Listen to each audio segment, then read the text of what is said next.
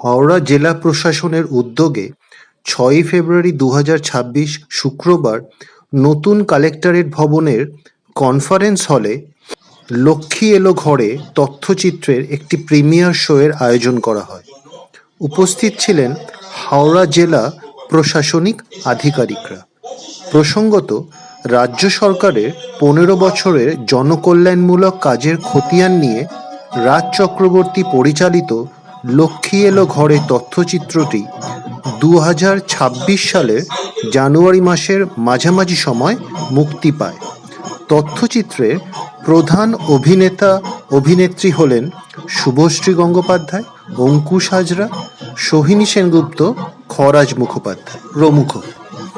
তথ্যচিত্রের বিষয়বস্তু লক্ষ্মীর ভাণ্ডার, স্বাস্থ্যসাথী, সবুজ সাথী, বাংলার বাড়ি সহ রাজ্য সরকারের বিভিন্ন প্রকল্পের উপযোগিতা নিয়ে তৈরি এই তথ্যচিত্রটি, যা মূলত ২০২৬ ভোটের আগে তৃণমূল কংগ্রেসের প্রচারের অংশ হিসেবে প্রদর্শিত হচ্ছে।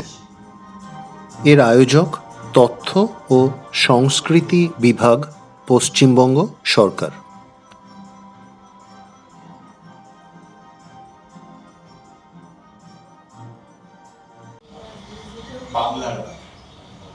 বাংলার বাড়ি প্রকল্প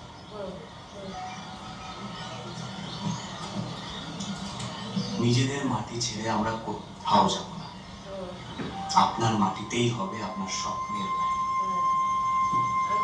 জানেন, ঝড়ে গ্রামে যাদের যাদের বাড়ির ক্ষতি হয়েছে, রাজ্য সরকার এই প্রকল্পে তাদের জন্য নতুন বাড়ি করে দিচ্ছে।